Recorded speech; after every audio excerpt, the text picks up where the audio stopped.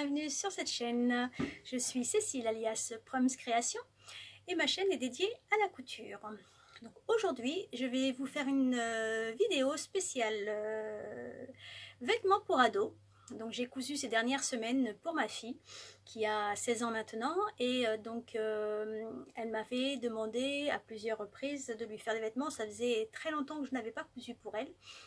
Et elle m'a gentiment fait remarquer que, effectivement, depuis août de l'année dernière, je n'avais rien fait pour elle. Donc j'ai pris mon courage à deux mains parce que je sais que quand je couds pour elle, c'est toute une organisation, c'est toute une patience à avoir. Donc je me suis mis en tête de faire quelques vêtements pour la satisfaire. Et donc j'ai consacré ces 2 derniers mois pour lui faire quelques vêtements. Bon, j'ai en tout 2, 3. En termes de tenues, j'ai 3 tenues pour que j'ai fait à plusieurs reprises. 3 tenues à vous présenter, mais en plusieurs exemplaires. Je vais commencer donc cette partie par la tenue dédiée Alors ma fille a plusieurs styles de vêtements. Et complètement opposés les uns avec les autres, donc il faut parfois suivre. Donc elle voulait absolument une tenue bohème, donc une jupe bohème et un haut qui allait avec. Donc je suis partie pour la jupe sur une vidéo trouvée sur le site, sur la chaîne YouTube de Ocrine Prod. Elle faisait une vidéo dédiée aux jupes à volant, à plusieurs volants. Donc je suis partie à suivre cette vidéo. Donc j'ai utilisé en fait la manière dont elle le faisait, mais bien sûr il y a toujours un mais. J'ai pas dû bien comprendre la vidéo sur le début parce que je suis partie sur la mauvaise taille. Pour moi c'était en fait simple, on prend une taille, enfin on prend la taille de la personne et on multiplie par 1,5 autant de volants que l'on veut. Et moi je recherche mon petit papier. Donc j'étais partie sur la taille, bon sa taille à elle, donc elle fait une taille 60 au niveau de sa taille, et ensuite je faisais donc 60 par 1,5 pour le premier volant, par 1,5 pour le deuxième, etc. Et en faisant ce calcul là, j'avais plus que, en longueur, j'avais plus que mes 3 mètres de mon tissu que je voulais utiliser. Donc j'ai réduit en fait tout simplement la largeur de chaque pan pour arriver au dernier à maximum 3 mètres. Donc j'ai commencé la construction de cette jupe. Et bien évidemment, quand elle a voulu l'enfiler, c'était impossible puisque j'étais partie sur sa taille. Au lieu de faire sa taille x 1,5 pour pouvoir mettre l'élastique après, j'étais partie sur sa taille. Du coup, elle ne pouvait pas l'enfiler par les hanches puisque ses hanches ils sont à 80, sa taille est à 60, ses hanches à 80. Donc du coup, 60 ça passe pas dans 80. Il ne faut pas être mathématicienne pour s'en rendre compte. Du coup, j'ai modifié en fait, la fermeture. Je voulais mettre un élastique initialement mais j'ai pas pu, donc j'ai fait une ouverture avec une fermeture éclair invisible pour qu'elle puisse ouvrir tout simplement sa jupe et l'enfiler. Je vous montre du coup la petite jupe bohème. Donc c'est un lin, pour l'été c'est parfait, elle a voulu un lin.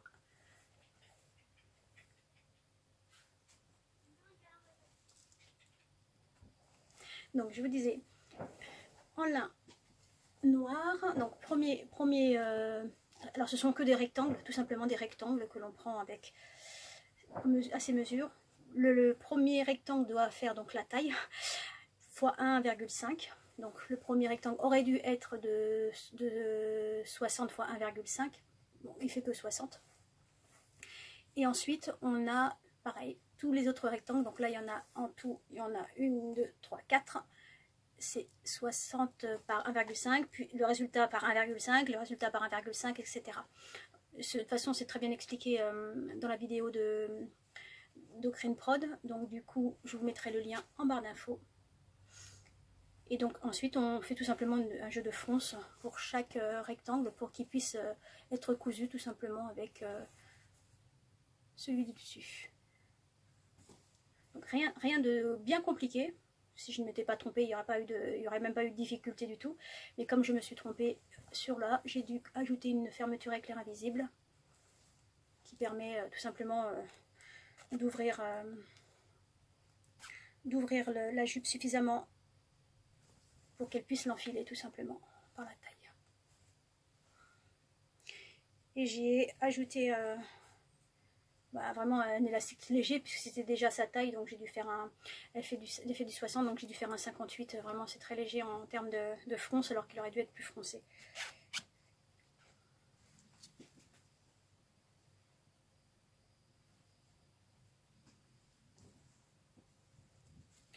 Je devais lui en faire plusieurs, mais on a été à un Emmaüs et elle s'en est trouvée. Parfait, ça m'évite de les faire. Elle s'en est trouvée, en fait qui lui plaisait, donc plusieurs jupes de ce style-là, bohème. J'ai eu juste à resserrer l'élastique qui était trop large pour elle, mais elles lui vont impeccable.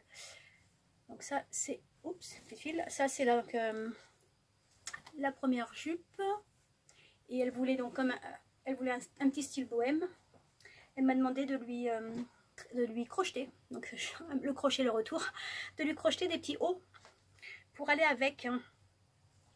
Donc j'ai commencé par lui avec de la laine 3. Alors j'ai regardé un petit peu ce qu'il y avait sur le net et il y avait plusieurs vidéos pour faire des beaux petits hauts comme ça en crochet, et j'ai mixé trois vidéos différentes. Je vous mettrai, alors honnêtement je me souviens plus du tout des noms, je vous mettrai tous les liens en barre d'infos également pour arriver au résultat qui lui plaisait.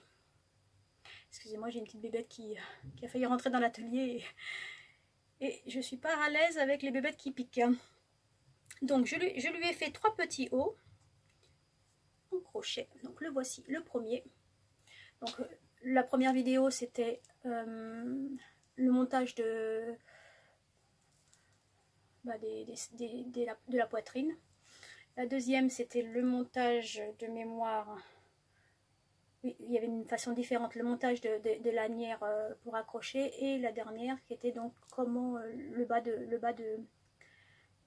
du haut. Bon.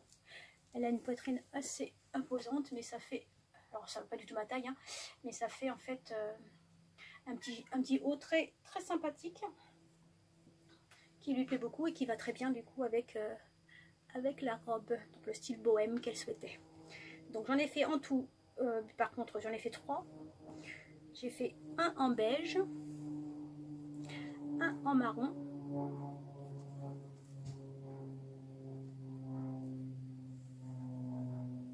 alors, au niveau du crochet il n'y a rien de bien particulier, hein. C'est vraiment des points très classiques. Et c'est répétitif mais ça fait très joli. Et le dernier en noir. Voilà pour la première tenue. Alors on est fin juin. J'ai dû lui faire ça il y a plus d'un mois et demi. Je n'ai toujours aucune photo portée. Les ados c'est compliqué à leur courir après pour obtenir quelque chose. J'espère dernier Cara ce week-end, parce qu'après on va partir en vacances, donc ça va être raté pour pouvoir poster cette vidéo. Donc j'espère dernier Cara ce week-end qu'elle me fasse pardon, des photos portées. Donc si c'est le cas, vous la verrez tout de suite après. Si c'est pas le cas, j'en suis vraiment navrée. Je posterai cette vidéo sans photos portées et je les mettrai ultérieurement sur mon Instagram. D'ailleurs mon Instagram que j'ai déserté puisque je n'ai aucune photo à ce jour pour pouvoir poster sur mes réseaux sociaux. Donc en tout cas, si c'est le cas, je vous la poste, vous verrez tout de suite la photo du résultat porté avec cette petite ensemble de bohème chic, je dirais.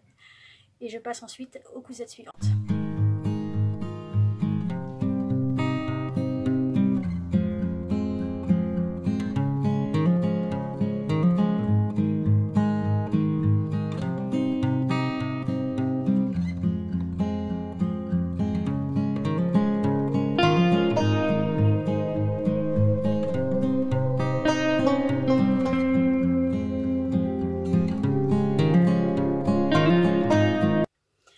Donc à la deuxième tenue. La deuxième tenue, c'est alors ma fille portait, m'a fait acheter pardon une tenue sur un géant chinois.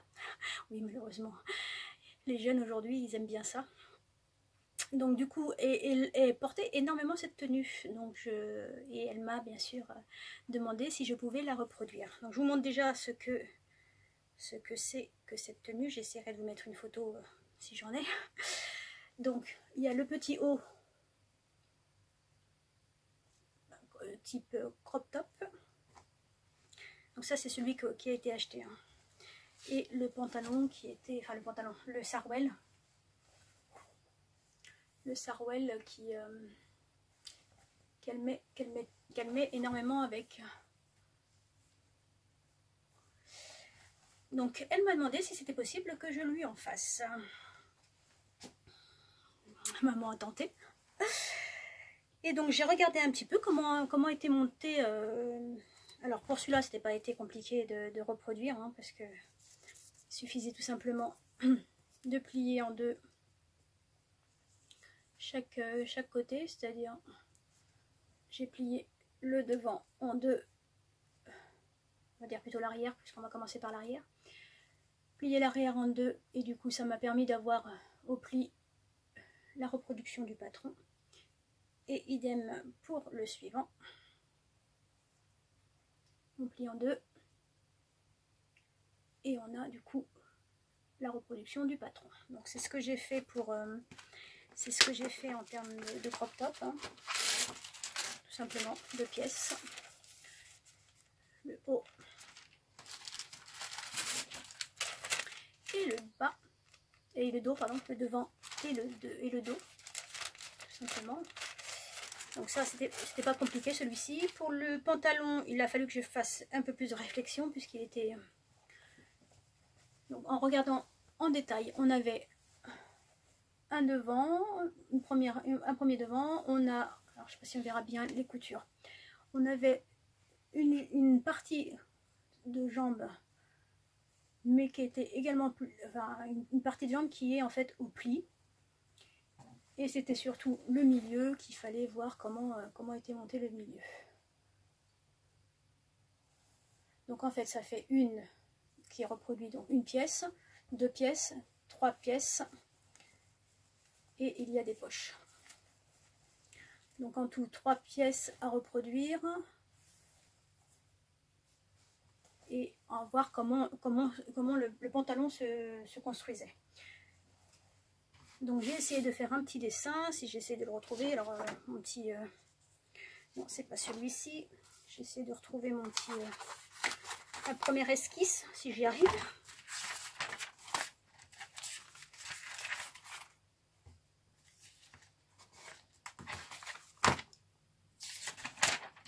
J'y arrive pas, tant pis. Donc je suis partie pour reproduire le premier rectangle. Qui était pour moi, donc ce sont des rectangles sur les devants, c'était des rectangles, hein, tout simplement. Donc j'ai fait le premier rectangle. Donc,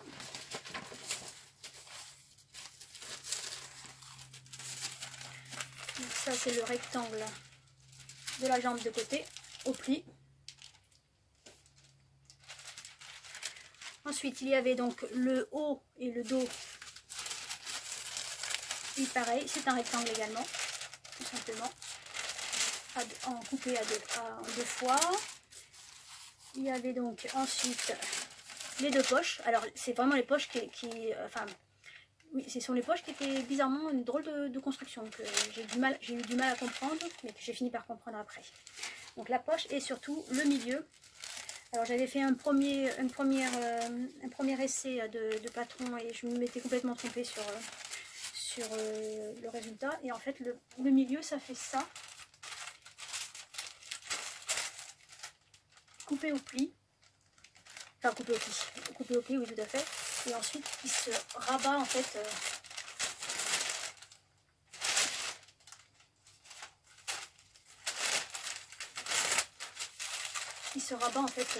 le devant. Alors là on est sur la même partie, hein. Je ne sais pas si je suis très claire, mais là c'est le pli, c'est-à-dire qu'on a le parallèle ici de ce côté-là, de la même façon, et c'est en fait devant et dos en même temps, c'est une pièce devant et dos en même temps.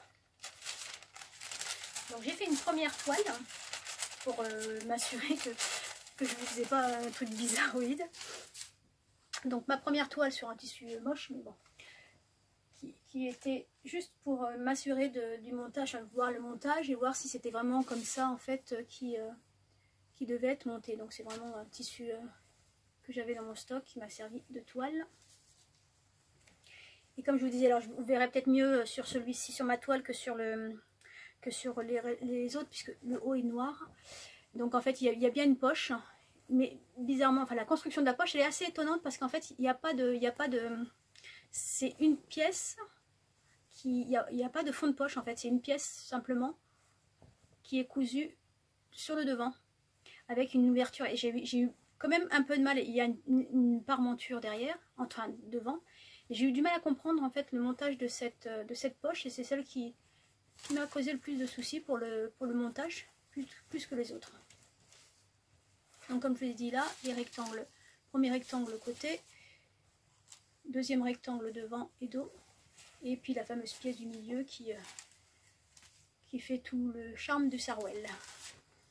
Donc le test a été concluant et du coup je lui ai fait un premier sarouel, donc avec le reste de lin pour le haut et un coton pour le bas. Donc le voici le premier.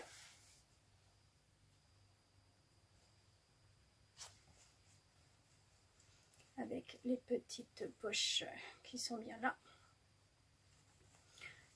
Donc cette première poche là, enfin cette deuxième poche avec le modèle, en fait je l'ai construit de la même façon parce que je n'avais pas encore compris la construction.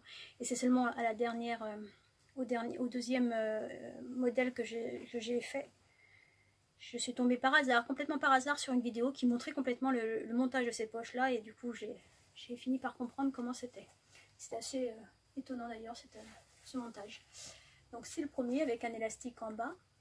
Alors il lui plaît beaucoup en termes de tissu, mais celui-ci, comme c'est du coton, c'est un peu rigide et du coup ça lui fait, c'est pas fluide. Bizarrement c'est aussi du coton celui-ci qui est l'original, mais il est moins raide par rapport à celui-là. Donc ça fait qu'elle ne le porte pas beaucoup parce qu'il est un peu trop raide pour le premier. Et j'ai tenté du coup, je me suis dit mince, si c'est raide, effectivement ça fait une petite masse derrière qui est pas agréable à regarder. Et du coup sur le deuxième, je lui ai fait directement en jersey. Alors pareil, le haut toujours le lin, mais le bas j'avais un coupon de jersey un peu ethnique. Et celui-ci, elle l'aime beaucoup parce que justement, il est beaucoup plus fluide. Et elle me dit qu'il est super agréable à porter. Hein. De toute façon, du jersey, généralement, c'est quand même beaucoup plus agréable. Donc, elle le met beaucoup plus que l'autre. Et c'est celui-ci que j'ai le mieux réussi en termes de poche, puisque c'est bien la construction qu'il fallait pour le montage. Donc ça, c'était pour le bas. Construction du petit sarouel pour le bas. Et donc pour le haut, je lui en ai fait 3 également. Un en rose, donc c'est en fait pour ce qui est du biais élastique, c'est ce que j'avais pour les culottes. Je l'ai utilisé, alors je l'ai utilisé à l'envers. Je l'ai utilisé à l'envers parce que sinon il est brillant et elle voulait absolument pas du brillant. Donc biais élastique sur tout le contour qui est rattaché sur les épaules. Donc un petit haut en rose, dos en jersey de coton que j'ai dans mon stock depuis un petit moment. Pareil en noir, il est à l'envers.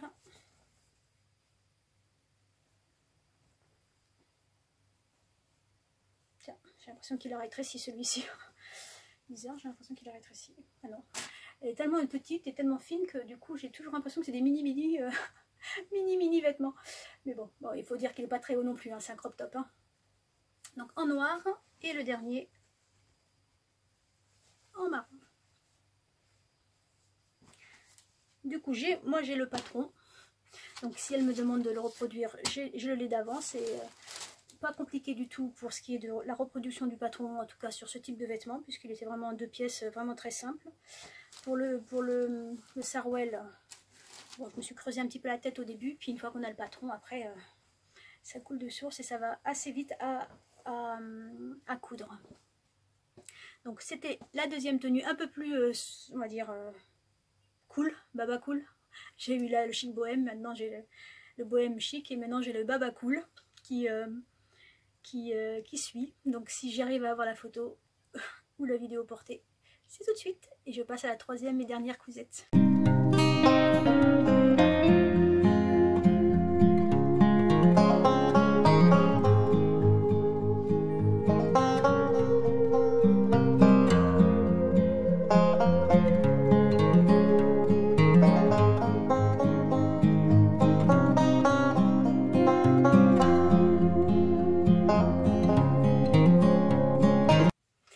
Alors donc pour la dernière cousette, et c'est celle qui m'a pris le plus de temps et qui a dû enclencher chez moi la zen attitude, parce que ça a été long, ça a été fatigant, ça a été périlleux, j'ai dû utiliser un nombre de fois incalculable le découvite pour arriver à la satisfaire intégralement. Il s'agissait, alors ma fille a eu un coup de cœur, on va dire, pour une robe qu'elle a vue sur TikTok. Je vous mettrai, parce que je l'ai celle-là, je vous mettrai en photo la robe la dite robe. Et elle m'a demandé bien évidemment, maman, je la veux, je la veux, je la veux. Ok, je regarde la robe. Par chance, cette personne était partie d'un tuto sur YouTube d'une chaîne que je ne connaissais pas et que je vous mettrai également en barre d'infos parce que je suis incapable de me souvenir du nom. Par contre, c'est une anglaise ou américaine puisque c'est en anglais. J'ai commencé à regarder la vidéo, j'ai rien compris. J'ai dit ok, d'accord, c'est pas grave, je vais partir sur un modèle existant et je vais le transformer. Maintenant, je suis douée en transformation, on va dire. Donc j'ai regardé un peu ce qu'il y avait sur le net et je suis tombée sur une robe qui était gentiment offerte par Minorva. Je vous mets le nom parce que j'ai encore oublié. Et en s'abonnant en s'abonnant à la newsletter, elle nous offre le patron qui est un patron Michaels, le M7969. Alors j'étais partie pleine de bonne volonté pour faire des modifications sur cette robe. Donc j'ai commencé par une toile du haut pour arriver au modèle qu'elle souhaitait. Donc je suis partie par une toile du haut, donc les deux pans devant, hein, on va dire. Et ça c'est la manche originale. J'avais fait les deux manches. J'avais fait les deux petites manches originales identiques. Et donc, on essaye.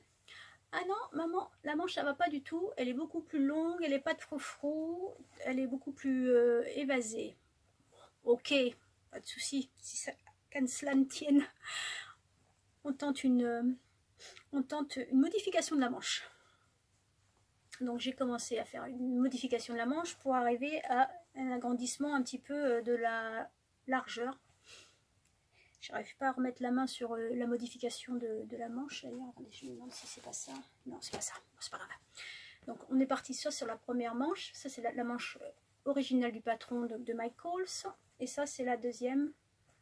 On voit un petit peu plus de largeur en termes de volume de la manche. C'était pas satisfaisant non plus. Ah, c'est pas grave, on remodifie la manche. Du coup, j'en ai fait une troisième qui est beaucoup plus large en termes de volume. J'ai accroché du coup avec le haut. C'était toujours pas satisfaisant non plus. J'ai abandonné. J'ai dit bon, c'est bon. Si rien qu'avec 3 manches, ça va pas le faire. J'en suis qu'à la manche. À ce rythme-là, dans 10 ans, je ne l'ai toujours pas fini. Donc j'ai dit j'aurais plus vite fait de reproduire le patron qui est en anglais pour arriver au modèle exact qu'elle veut. Donc je suis partie à visionner à nouveau la vidéo, à essayer de comprendre en fait le montage du patron, parce qu'on part, la créatrice, puisqu'elle fait elle-même son propre patron, elle part de ses propres mesures. Et donc elle explique en fait à sa façon, et en anglais, comment créer le patron. Bon, Donc du coup, je suis partie pour essayer de créer le patron. J'essaie de trouver, alors voilà mes petits griffonnages, gribouillis, tout ce qu'on veut, pour arriver à créer le fameux patron de cette robe. Donc, je suis partie sur la création du patron, la ceinture, la jupe. Alors c'est pas le problème de la jupe ou de la ceinture parce que c'est des rectangles, donc ça c'était facile.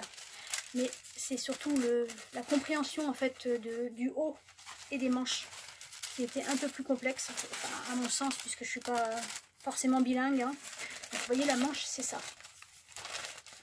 Ça c'est la manche, mais qui est montée en fait en un seul tenant. Donc on a la manche arrière et la manche avant. J'espère que vous m'entendez bien parce que j'ai pas de micro et parfois on n'entend pas vraiment bien.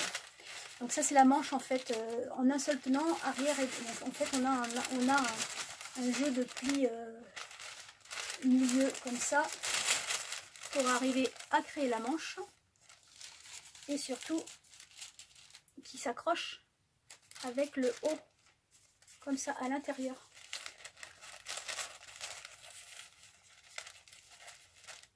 Et tout ça, il faut le comprendre en anglais. Bon, j'ai testé. J'ai fait encore une toile. Vous allez reconnaître certaines couleurs parce que j'avais fait des toiles, si vous me suivez depuis un petit moment, quand je lui ai fait la robe, la coupe d'or. J'avais utilisé ces tissus et j'ai repris les mêmes tissus. J'ai repris la même toile de la robe. J'ai redécoupé et j'ai recommencé. Donc voilà la première toile. Donc on a la fameuse manche. Alors vous voyez la différence entre celle-ci. Donc là on a la manche, le bon volume de la manche. Et là on a la manche, le mauvais volume de la manche. Vous voyez il y avait quand même une sacrée différence. C'est pour ça qu'elle n'était pas satisfaite. Donc là c'est la manche. Donc c'est attaché au dos par des lanières. Et on a un jeu de plis devant et la ceinture. Donc là c'est le devant et le dos qui s'accroche avec la jupe et la fermeture éclair invisible. Donc on essaie le haut. Et alors là, celle qui a créé le patron en fait a une toute petite poitrine. C'est une eurasienne, asiatique, et elle a une toute petite poitrine. Donc en fait, il n'y avait pas besoin pour elle, en tout cas, d'avoir un pli. Les deux pointes en fait se touchaient à peine. Mais ma fille a une poitrine plus généreuse, ce qui fait que si je mettais le montage de cette façon, bah, sa poitrine était à l'air, quoi. Donc il n'était pas question qu'elle ait une poitrine à l'air. Donc du coup j'ai dû, vous voyez, j'ai dû en fait croiser le devant sur une base d'à peu près 10 cm, ce qui n'est pas normalement prévu pour le montage. Mais j'ai pas eu le choix de faire ça, sinon la poitrine était beaucoup plus à l'air. Il n'était pas question qu'elle soit à l'air. Donc ça c'était le haut, le montage du haut. Validé. Après je me suis dit oh bah, c'est bon, maintenant que j'ai validé le haut, la jupe ça va être un jeu de quilles. Alors je suis partie sur le tissu. Donc le tissu je l'ai eu, celui-ci c'était au Coupon de Saint-Pierre. On a fait une petite virée au Coupon de Saint-Pierre et au marché Saint-Pierre en fait au mois de avril ou mai, je ne sais plus. Et du coup, j'étais moi-même tombée sur le charme d'un beau tissu fleuri et que je comptais faire en fait du biais avec 3 mètres. Si Capucine, tu passes par là, effectivement, 3 mètres pour du biais, c'était un petit peu beaucoup. Heureusement, il a plu à ma fille, donc je me suis servi de ce coupon-là pour lui faire sa jolie robe. Que voici. Donc ça, c'est l'arrière. Donc on est sur le devant. Donc on a bien les mêmes manches du coup là, le jeu de manche qui fait un peu manche chauve-souris, je crois que ça se dit, chauve-souris, oui. Hop. Assez large, volante comme ça, le devant plié avec une ceinture et le dos qui est attaché, si j'arrive à me détacher, attaché avec une petite lanière. Et donc l'intérieur est assez étonnant. voyez, en fait, on a en fait l'emmanchure en fait qui est ouverte. Je sais pas si je suis très... Une emmanchure en fait qui sont cousues sur le patron qui est cousu comme je vous l'ai montré tout à l'heure. C'est la couture entre la manche et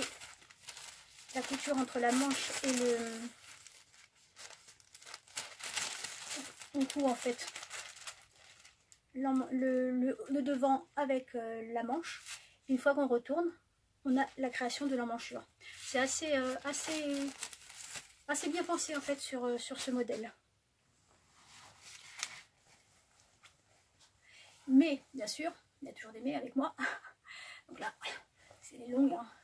Donc on a la jupe, on a un volant en bas de la jupe. Et là où je dis où j'ai dû avoir une patience infinie parce que je teste, je fais toute la robe, la jupe avec. Elle l'essaye. J'avais tout fini. J'avais monté la fermeture éclair invisible. J'avais fini la jupe. J'avais fait l'ourlet. Et elle me dit, mais il y a un problème. Non, pitié. Et pitié de moi. Il est où le problème? Enfin, je voyais très bien le problème. Je me dis non, pourquoi il y a un problème effectivement, mais je voulais pas le reconnaître. J'avais pas envie de recommencer. Et en fait, la jupe, au lieu d'être évasée comme elle et froncée comme elle l'était, ça faisait en fait geisha. Elle était complètement coincée. Elle marchait comme les geishas en fait. C'est très joli, hein, mais non, c'est pas du tout pratique. Je me dis, qu'est-ce que j'ai fichu? Alors, je suis partie avec ma jupe énervée parce que j'étais énervée de moi-même. Je dis, qu'est-ce que j'ai fichu? Je regarde à nouveau la vidéo. Et là, effectivement, c'est la jupe. Mais dans la vidéo, il y a des poches. Ce qui fait que du coup, il y a la jupe devant. Et il y a la même chose, mais en deux, derrière. Puisqu'il y a des poches. Donc elle l'avait laissé en fait suffisamment. En fait voilà, ça, c'est censé être que mon devant. Et pour moi, je l'ai fait devant et dos. Beaucoup plus simple à coudre. Sauf que du coup, le volume, il n'est plus du tout le même. J'ai fait, mais quelle idiote. J'ai effectivement oublié 2 pièces, tout simplement. La moitié de chaque côté pour le dos. Bon, mais voilà, j'ai dû tout redécoudre. Fermeture éclair invisible inclus. Pour recréer, heureusement que j'avais encore assez de matière pour recréer du coup, parce que j'avais pas envie de mettre les poches, parce que je trouve que sur des robes c'est pas joli les poches. Donc du coup il a fallu que je redécouse tout, que je recrée. On va peut-être mieux voir sur l'envers.